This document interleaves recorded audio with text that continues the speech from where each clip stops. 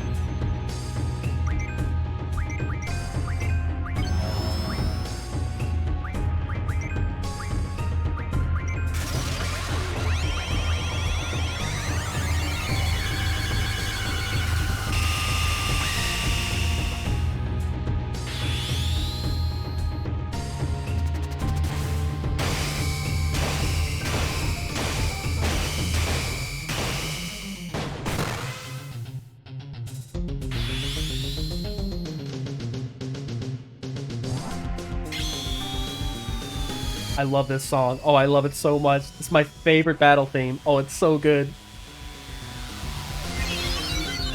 I would listen to this shit when I would raid and WoW in Final Fantasy XIV. I would, like, listen to it while I'm fighting like a boss. Oh, man, this is so much cooler than Final Fantasy VII. Oh, my God. Oh, shit, what's next? What's coming? What's coming? Zell and his unjunctioned self is still hanging in there somehow. He doesn't have any junctions.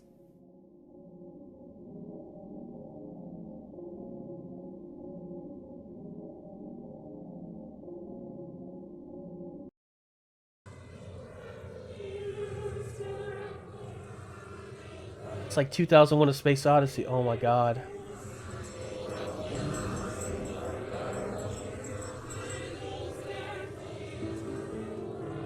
I am Ultimecia. Time shall compress. All existence denied.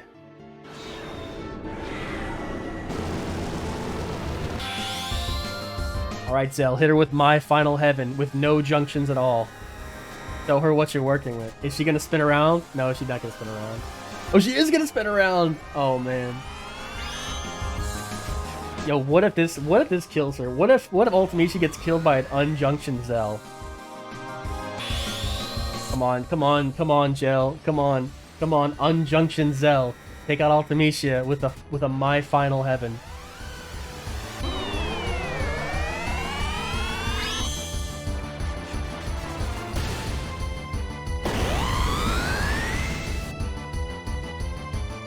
Rough Divide? Yo, what is this? No Lionheart, man. Why no Lionheart?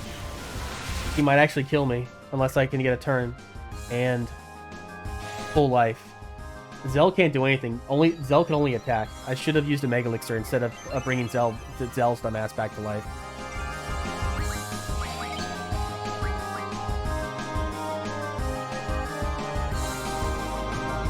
Oh shit. Oh, this might be the end. It's gonna be all up to Renoa. Yeah. It's gonna be all up to Renoa. Well, okay. If Renoa comes in, she can res Squall and Selfie.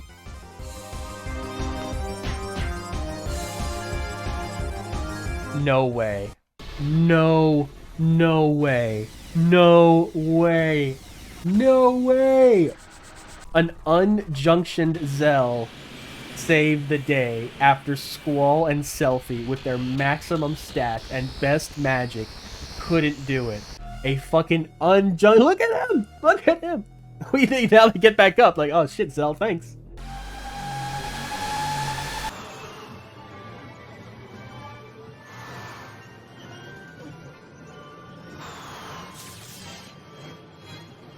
This is edited like an Indian drama.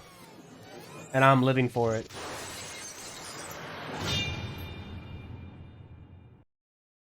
And to think, we wouldn't be here if it wasn't for an unjunctioned end of game. Lionheart. There it is, there's the platinum.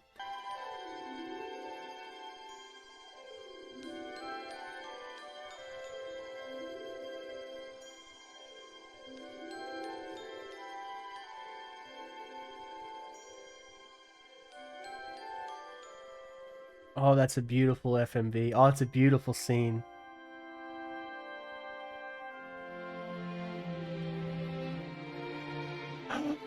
It's the Corneria theme from Final Fantasy 1. Oh my god.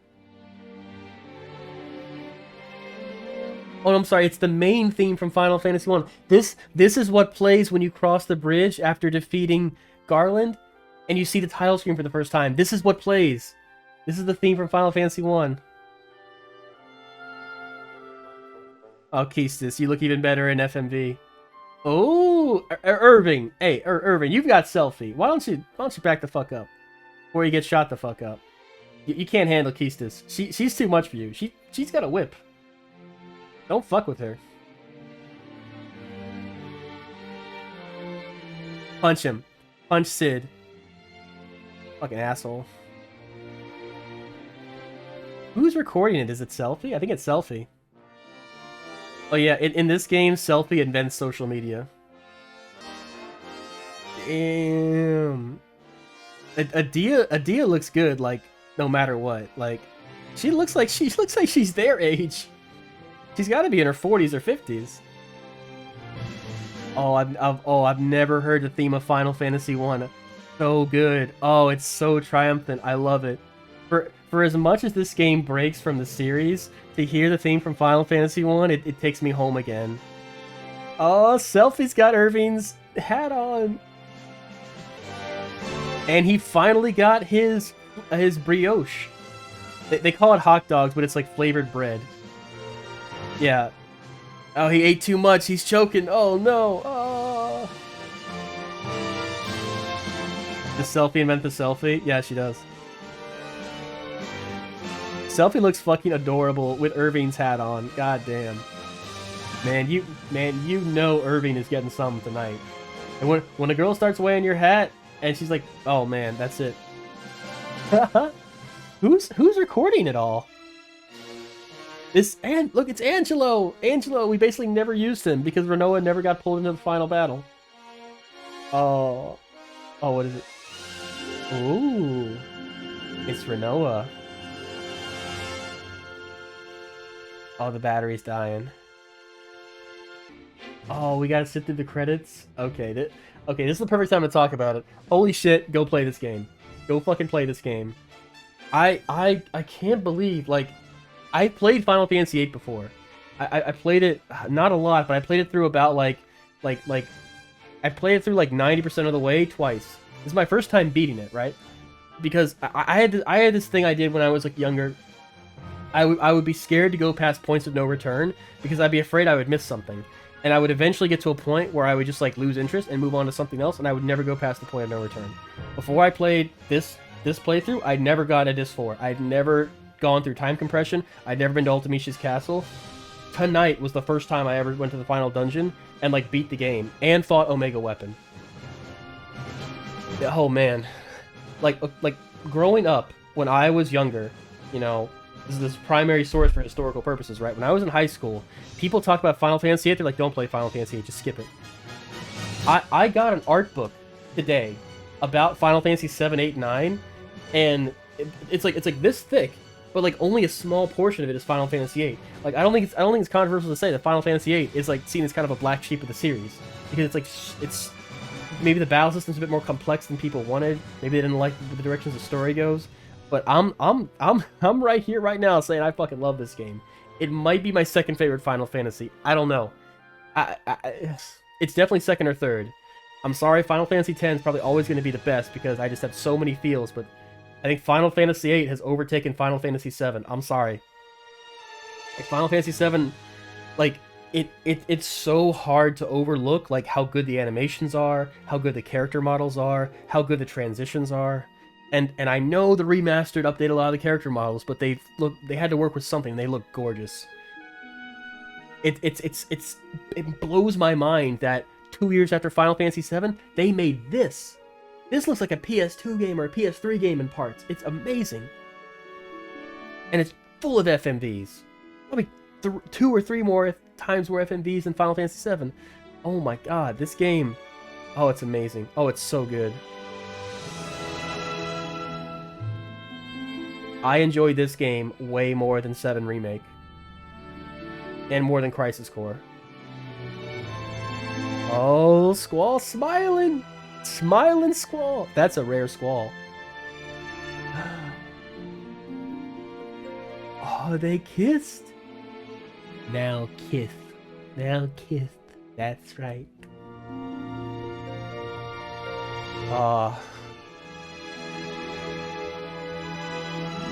I might have to... I think Final Fantasy VIII probably has my favorite ending now. I mean, Final Fantasy IX is really, really good, but Final Fantasy VIII, I think Final Fantasy VIII is the end. Final Fantasy VIII. Copyright 1999, Square. Not Square Enix, Square. Is he going to stay on the screen forever? Okay. Alright. Oh? Is there more? Credits. We're going to play the credits in the background while I talk. Okay. Anyway. Oh, they're playing the landing. This game... If you've never played Final Fantasy VIII, give it a chance. I'm not gonna lie. It's kind of a higher barrier for entry than some Final Fantasies. But once you figure it out and once you get it, and once you have a good strategy for how you're gonna like level up and advance your characters throughout the game, oh, it is so much fun. Oh, it's so much fun. Oh, it's so much fun. Oh, and the gameplay enhancements provided by the remastered version will soften the blow, I think, for like newer players. I'm only at like 55, 56 hours, which is pretty short for an RPG, but good lord, there's so much in those 56 hours. It's mind-blowing. I forgot how much content and how many, like, I forgot how much stuff is in like the old PS1 Final Fantasies. It kind of boggles the mind. Like, there's a reason why they're taking like 3 games to remake Final Fantasy VII, because a lot happens in Final Fantasy VII, and Final Fantasy VII doesn't waste your time. There's always something going on. This game too. You'll never spend more than like an hour in a dungeon. Maybe the final dungeon took an hour and a half, and most of that was fighting Omega and getting my ass handed to me. Like, you'll never spend hours and hours and hours in the same dungeon. And beautiful thing about Final Fantasy VIII is the story is always developing. Almost every dungeon you go to, almost every town you go to, almost every major character you talk to advances the story and changes it in some way. And this is back when Square, I guess, knew how to... I'm trying not to shit on more modern Final Fantasies, but the way what Square used to do is they would hint at something earlier in the game, and then later on there would be like a payoff. So the whole time you're thinking, who is this girl with the green, stuff? Who is this? Who is this woman? Who is the sorceress? Like, why? And it all pays off. It all has a satisfying ending. And I love it. You can probably hear the excitement in my voice. I had such a good time with this. Oh man. It was like I was a teenager again. And like playing through RPGs. For those of you who don't know, I used to play nothing but RPGs. Probably because of this high I'm experiencing right now. But Final Fantasy was one of those games I kind of fell in love with. Oh, I love this. Oh, I love this so much. Oh, Square Enix made the remaster, though. Yeah, there we go. Okay, I'm kind of ranting and raving right now. Let's talk about the Platinum. The Platinum is extremely forgiving and accommodating. If you didn't know, Final Fantasy VIII had a Steam release. Not remastered, it was basically just a port. But it had achievement support. Those achievements were what I thought Final Fantasy VIII Remastered was going to have. And those achievements are pretty rough. Like, one, you got to get all the cards. Add about 20, 30 hours to your playthrough just to get all the cards. And a lot of them are pretty obtuse. You can win them all from the card club on disc 4, but you're going to have to spend probably 5 or 6 hours abolishing all the rules. So it's a more manageable process. And it's random what cards they play. So you might be playing cards with them for like dozens of hours. You know, just trying to get the one last card you need, right? So they got rid of collect all the cards, and thankful they did. You still have to play cards at least once, I think. And you have to lose a card. So like you can probably knock that out in 2 games. Most of the trophies are for getting Guardian Forces. The Guardian Forces are sort of missable. So if you don't get the Guardian Forces in earlier discs, you can get them from the bosses in disc 4. But by that point, it's so late in the game, you won't really be able to utilize the Guardian Forces as well as you would. So not getting the Guardian Forces makes your playthrough a bit harder. Until you get to S-Star, and you can basically remake your Guardian Forces and junctions and stuff like that. If you've never played Final Fantasy VIII, what I'm saying is making no sense. But if you're thinking about going for the Platinum, it's something to consider. The only really like big missable trophy in the game is Timber Maniacs. There's one magazine of Timber Maniacs that's missable and only available for a very limited amount of time. But if you can get it, you can get the others kind of at your leisure. In the original Steam version, you had to get every single magazine, which wasn't too bad because you can buy most of them from S-Star. But a couple of them are like they're only available very briefly, and if you miss them, you got to replay the whole game because there's no New Game Plus. It doesn't save your status between playthroughs. You got to replay the whole game, and this is like an RPG. So yeah, but luckily the remaster doesn't make you do that. Only the Steam version makes you do that. The Steam version also makes you get max gil, 99 million gil, which again isn't that hard, but it's extremely tedious. If you buy a certain item and refine it to something else, you can sell it for more than it costs to buy it. So, but like you're still like spending hours and hours in menus, refining, selling, buying, selling. It's like playing with a spreadsheet at that point. You don't have to do that in the remastered. You did have to do that in the Steam version. Also in the Steam version, you couldn't level up Squall at all, which basically means you had to leave Squall dead for most of the playthrough. There are benefits to not leveling up at all, but I want to say in the Steam version, the final enemies in Ultimecia's Castle in Disc 4 and the bosses and the final boss were always level 100, so there's no reason not to level up before you got to the end of the game. Oh yeah, if you level up in this game, the enemies level up too, and they're almost always going to be stronger than you are. So you are incentivized to keep your levels as low as possible, while exploiting the junction system to give yourself high stats. I know it's not making any sense. If you play this game, you'll understand what I'm talking about. Overall, once you understand junctioning, understand like the benefits of it, and how easily you can kind of break the game, this becomes a very, very fun game. And it's oh man. I had so much fun with this. Like, there was never a dull moment with this game. I actually wasn't looking forward to this. I remember how tedious it was to go about certain things, like the drawing magic and refining magic and finding hidden items. But I don't know, it didn't feel tedious at all. It felt like so much fun. And it didn't hurt that, you know, the presentation's amazing. Every area is distinct from one another. The FMVs are amazing. For a PS1 game that came out in 1999, this is pretty fucking fantastic in terms of art style and variety of locations. The only thing the remaster really did is update the character models. And the only character model that really changed at all was Squall. They just made him look younger. The Squall was supposed to be like 16, 17 years old, but in the original PS1, he looked like he was in his 20s. Thank you, Hawks. Oh man, it feels good, doesn't it? Oh, it feels so good. Platinum 85, and it was an amazing game too. Oh. This isn't the actual credits. This is like the credits you can get to from the menu. We've already seen like the main game credits.